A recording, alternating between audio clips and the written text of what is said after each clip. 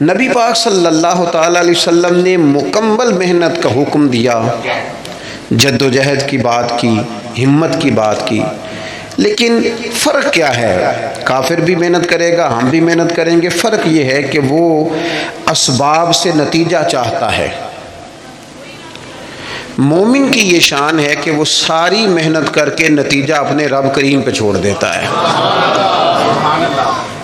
ہمارے ساتھ آہستہ آہستہ یہ ہوا ہے کہ جدید دور آیا، اس دور کے اندر لوگ مادہ پرستی کی طرف بڑھے، علم پر، ٹیکنالوجی پر، میڈیکل پر، اپنی کاوش پر، اپنی عقل پر اتنا بھروسہ کیا کہ وہ اس طرح کی بولیاں بولنے لگے جس طرح کی بولیاں غیر بولتے تھے۔ ہمیں یہ حکم دیا گیا ہے کہ تم نے اپنی ہر چیز اپنے رب کے حوالے کر دینی ہے۔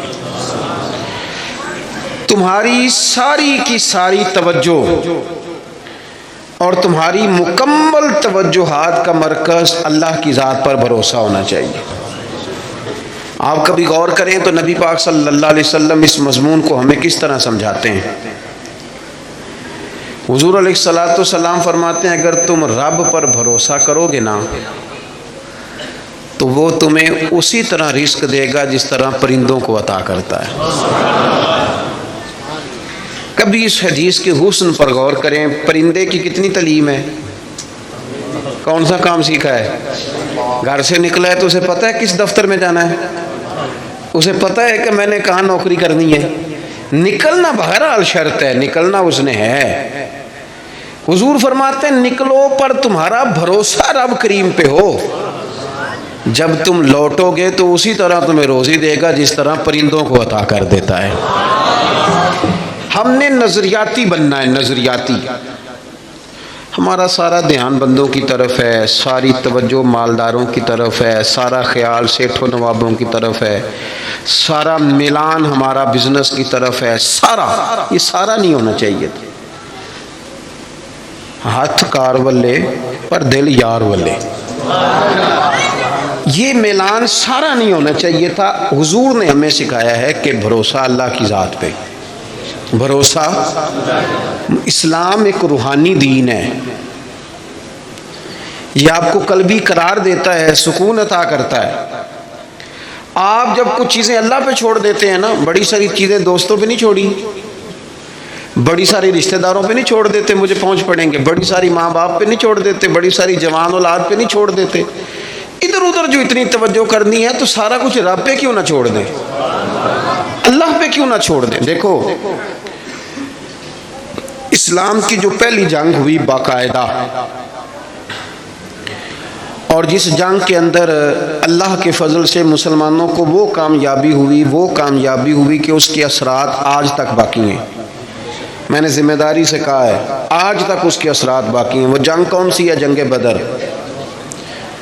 آپ بولے نہیں جی میں آخری دفعہ کہہ رہا ہوں، بچے بھی، اور آپ دوست جو بڑے ہیں وہ کبھی کام بتائیں بچوں کو تو اشارے سے، چپ کرنے کا اشارہ یہ ہے، اس کو سیکھ لیں۔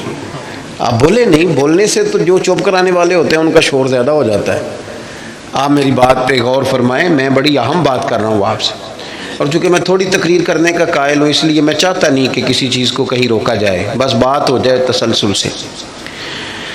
جنگ بدر کے اندر تلوار سے نہیں لڑی، صرف نیزے سے نہیں لڑا، صرف برچی سے نہیں لڑی۔ جنگ بدر میں دو نظریے تھے جو آپس میں لڑ رہے تھے، دو نظریے۔ ایک نظریہ کفار مکہ کا تھا، وہ کہتے تھے کہ ہم اونٹ بہت سارے ساتھ لے کے آئے ہیں، ہر روز ایک اونٹ ذبح کریں گے، معاذ اللہ شرابیں پئیں گے، موج کریں گے۔ ان کا یہ نظریہ تھا کہ ایک بندے کے پاس تین قسم کا اسلحہ تھا، تلوار بھی ہے، نیزہ بھی ہے، تیر بھی ہے۔ اس طرف کیا تھا؟ اس طرف وہ 1000 بندہ، یہاں 313۔ اور جب سواریوں پہ سفر کر رہے تھے تو انہوں نے سواریاں ذبح کر کے کیا کھانی تھی، ایک سواری پہ 2 3 لوگ سوار تھے۔ حال یہ تھا کہ 6 زرہیں اور 8 تلواریں۔ اب انسان یہ ذہن میں بات بٹھائیں کہ انسان جب اپنے مقابلے میں طاقتور بندے کو محسوس کرتا ہے تو ذہنی طور پر ہی کمزور پڑ جاتا ہے۔ یعنی بندوق آپ کی یہاں گردن پہ رکھ دی جائے تو بہت بڑا بہادر کہلانے والا آدمی بھی پورا کانپ جاتا ہے۔ جب ذہن بن جائے نا کہ میرے سامنے 3 گنا زیادہ فوج کھڑی ہے اور اسلحے سے لیس ہے، بندہ نفسیاتی طور پر ہی کمزور ہو جاتا ہے، ذہنی طور پر ہی۔ لیکن یہ 312 اور 13 کمزور کیوں نہ ہوئے؟ یہ گھبرائے کیوں نہ؟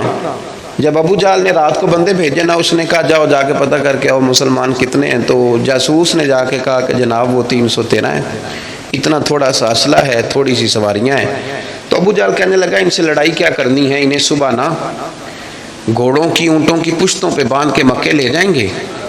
یہ خوش فہمی دیکھو، یہ منہ اور مسور کی دال، وہاں لے جائیں گے اور لے جا کے نا وہاں ان سے بات کریں گے۔ تو وہ جو جاسوس تھا نا وہی بول پڑا، کہنے لگا سردار پوری تو سن لے بات۔ اس نے کہا پوری بات کیا ہے؟ کہا پوری بات یہ ہے کہ ہیں 313 پر سب کا شہید ہونے کا ارادہ ہے، کشتیاں جلا کے آئے ہیں، بندہ کمزور پڑنے والا ایک بھی نہیں۔ اب نظریہ لڑا۔ نظریہ کیا تھا کہ حضور نے فرمایا تھا میرے رب کا وعدہ ہے وہ تمہاری مدد کرے گا، اور پھر وَلَقَدْ نَصَرَكُمُ اللَّهُ بِبَدْرٍ وَأَنْتُمْ أَذِلَّةٌ، اللہ نے مدد کی۔ اللہ فرماتا ہے میں نے تمہاری مدد کی میدان بدر میں، وَأَنْتُمْ أَذِلَّةٌ، تم تو کمزور تھے۔ نظریہ لڑا، تلواریں ہار گئیں، تیر ہار گئے، نیزے ہار گئے، برچھیاں ہار گئیں، اور رسول اللہ نے جو نظریہ دیا تھا وہ نظریہ جیت گیا۔ بھروسے والے لوگ جیت گئے۔ جب تک مسلمان، میں بڑے درد سے کہتا ہوں ہمارے گھروں میں سیاست چلتی ہے، بچے میری مٹھی میں رہیں، سسرال والے میری مٹھی میں رہیں، محلے والے میری مٹھی میں رہیں، برادری والے میری مٹھی، کوئی نہیں رہتے میاں یہ مٹھی چھٹی میں، کوئی نہیں رہتے۔ مجھے ایک بزرگ کہنے لگے 5 بچے ہیں ایک بھی نہیں سنتے، تو میں نے کہا بابا جی اتنی مجبوری کیا ہے بچوں کو سنانے کی؟ آپ نے جو سنانا ہے رب کو سنائیں، جتنی دیر ان پر دھیان کرنا ہے اتنے نفل بڑھا دیں، ان کو موج کرنے دیں۔ آپ کتنا کو انہیں قائل کریں گے اور کتنا کو مائل کریں گے، یہ تو اسی طرح کا سلسلہ ہے۔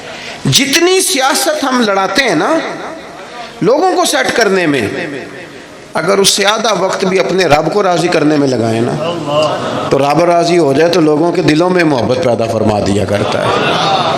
نظریاتی بنے، توجہ، اتنی بندوں پہ توجہ کرنا، اتنی سیاست کرنا، اپنے آپ کو ہر وقت لوگوں میں گڈ بک میں، کوئی ضروری ہے کہ سارے لوگ ہمیں اچھا ہی کہیں؟ کوئی ضروری ہے؟ کوئی ضروری نہیں۔ کوئی ضروری ہے کہ ہر وقت آپ یہی کہیں کہ ہر کونے سے میری تعریف ہی اٹھے؟ کوئی ضروری نہیں میرے بھائی۔ نظریاتی ہو جائے، توجہ اللہ رسول کی جانب، توجہ اللہ والوں کی جانب۔ باقی یہ دنیا کی سیاست اس میں تھوڑی کمی بلائیں۔ دیکھیں رسول پاک صلی اللہ علیہ وسلم نظریہ کیا دیتے ہیں؟ ایک جنگ سے واپسی ہے، حضور آرام کر رہے ہیں، صحابہ تھوڑا سا ہٹ کے ادبن دور دور ہو کے لیٹ گئے، سرور کائنات علیہ السلام بھی آرام کرنے لگے تو تلوار اتار کے درخت کی ٹہنی سے لٹکا دی، حضور بھی آرام فرمائے۔ ایک بندہ آ گیا، تلوار اتار لی، حضور پر تان لی، اور محبوب علیہ السلام فرماتے ہیں آنکھیں سوتی ہیں دل تو میرا جاگتا رہتا ہے۔ اس نے تلوار تان لی۔ اللہ کرے میں آپ کو بات سمجھاؤں، بھئی اچانک کو یہاں بندوق رکھ دے، اس وقت ہم نے دیکھنا ہے کہ بلڈ پریشر کتنا ہو گیا ہے، پھر دیکھنا ہے کہ اس وقت خون کے مد و جزر کا کیا حال ہے۔ اچانک وہ دیکھو نا میرے عزیز، رات کو 2 بجے ویسے ہی چھت پہ بلی ہو اور بندے کو کوئی کہہ دے کہ چور ہے، تو مجھے بتائیں حال کیا ہوتا ہے؟ ویسے انسان کی نفسیات ہے نا۔ لیکن جو نظریاتی بندے نا، نظریاتی، ڈاکٹر نے کہہ دیا، ایک بندہ نظریاتی نہیں تھا، ڈاکٹر نے کہہ دیا تو ہفتے میں مر جائے گا، تو وہ 3 دنوں میں مر جاتا ہے۔ ایک نظریاتی ہے، ڈاکٹر نے کہا 1 ہفتے کے بعد آپ دنیا سے رخصت ہوں گے، تو اس نے کہا ڈاکٹر صاحب آپ جو کہہ رہے ہیں اپنے علم کے مطابق کہہ رہے ہیں، ہونا وہ ہے جو میرے رب کریم نے چاہنا ہے، یہ کئی سال بھی نکال سکتا ہے، شرط یہ ہے کہ ہم نظریاتی ہوں۔ ہماری سیاست ہی ختم نہیں ہوتی ہے کہ جگہ میں خود جاتا ہوں بندے راضی کر رہا ہوں، جہاں میں نہیں گیا وہاں بیٹا بھیجا، تو ولیمے پہ ہو جا، چھوٹے بھائی سے کہا تو فاتحہ کہہ، سارا دن بندے راضی کرنے میں وہ پھر نہیں راضی ہوتے۔ حضرت مولا علی فرمایا کرتے تھے یہ اس طرح ہے جس طرح चरवाहे की बकरियां हैं, इधर वाली घेर के लाओ तो इधर वाली निकल जाती, इनको घेरो तो इधर वाली निकल जाती। तो ज़रूरत क्या है? रब की जानिब तवज्जो करना, अल्लाह पे भरोसा करना। उसने तलवार हुजूर पे तान ली। ओ भाई क्या हुआ है? आपको अर्ज़ किया, आप खामोश हो, अल्लाह आपको खुश रखे और ये आना जाना भी बंद करें। आपको अल्लाह ताला बड़ी सारी जज़ाए खैर दे। कुछ बंदे बुज़दिल होते हैं, उन्हें तकरीर ना भूल जाए कहीं। आप मेरी बात सुने, आपकी मेहरबानी, अल्लाह आपको सलामती अता फरमाए। मैंने जितनी बात कर ली है शायद इतनी भी ना करूं, इससे कम करूं, लेकिन चाहता ये हूं कि मेरी नहीं है ना, अल्लाह रसूल की है। तो अल्लाह रसूल की बात अपने दामन में बड़ा अदब रखती है। अजीज़ भाइयों, उसने तलवार हुजूर पे तान ली, सरकार ने मुकद्दस आंखें खोली। तो मैं बता चुका हूं कि अगर हम पर कोई पिस्तौल ताने तो शायद सारा वजूद कांपने लगे।